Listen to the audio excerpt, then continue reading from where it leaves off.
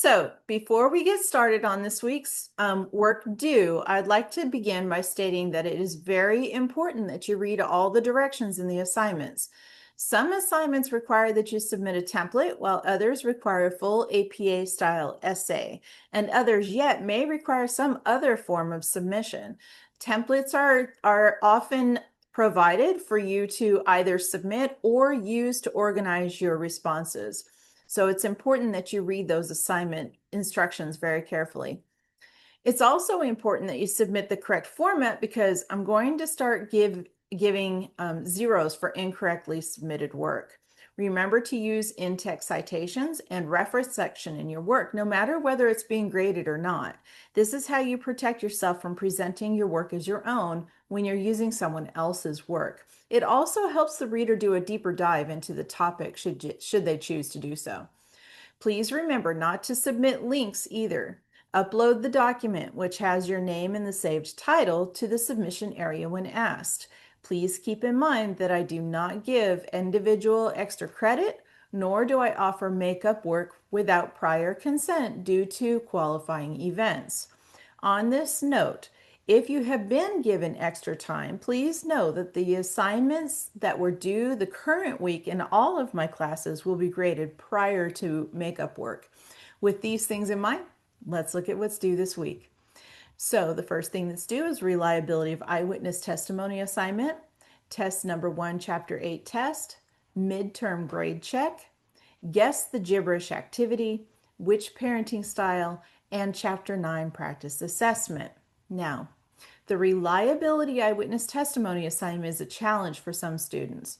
It's important to first understand that the video is a good example of bias.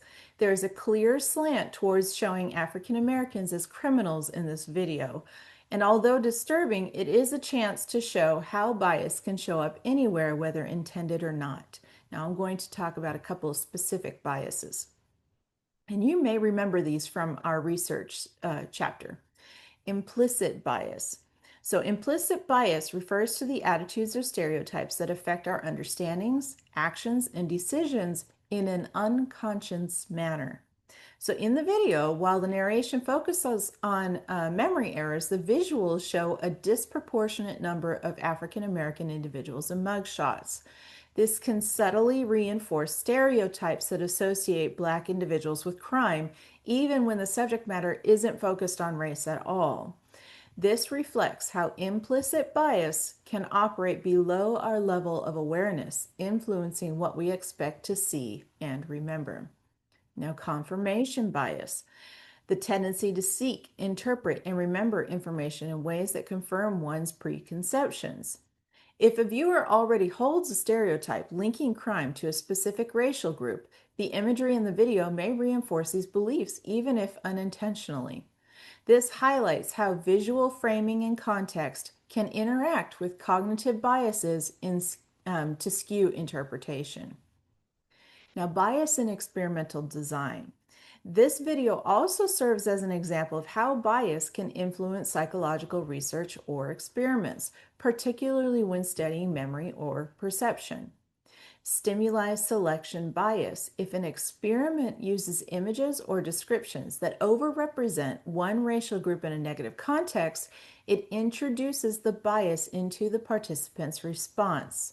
This memory or judgment might be shaped not by truth, but by skewed exposure. Social desirability or observer bias. Viewers may hesitate to point out racial bias in the video, even if they notice it, for fear of seeming too sensitive. Researchers observing these reactions may miss and misinterpret the effects of the imagery. Now, studies show that African Americans are disproportionately misidentified in eyewitness testimony, partly due to cross-race identification bias. People are generally less accurate at recognizing faces from races other than their own. This video, while educational, accidentally demonstrates how media presentation can perpetrate bias, which then spills into legal systems, jury decisions, and policying practices.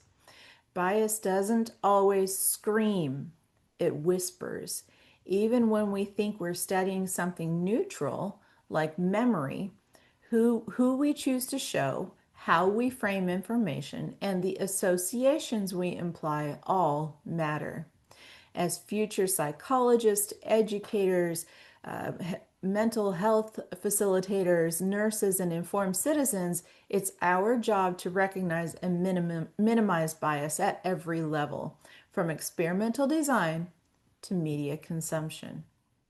Now, for this assignment, I want you to remember that you are not discussing whether the person is guilty or not. You're discussing issues with memory. You are an attorney educating the jury about memory. You are not defending the initial storyline. The video is simply a tool for you to see the issues with memory in identifying a criminal. Be sure to read all the questions, respond to them all, and check the rubric before and after you finish the assignment and submit it. Be sure to use your in-text citations as well as a reference section, including the text, videos, and any other sources you may use. The midterm grade check looks like a test, but it's simply asking that you double checked your grades thus far and have contacted me if you have any questions or concerns. This is for some extra credit points towards a previously submitted assignment, so take advantage of it. I don't offer extra credit very often. The Guess the Gibberish assignment does not require anything to be turned in. This is an on your honor assignment. It's just getting you ready for the Which Parenting Style assignment. Now, for the parenting style assignment, be sure that you have a clear grasp on the parenting styles before taking the test, which is considered an assignment. Okay, it's in test form, but it's an assignment. Remember that authoritarian parenting style is like tar, just like it says in the word.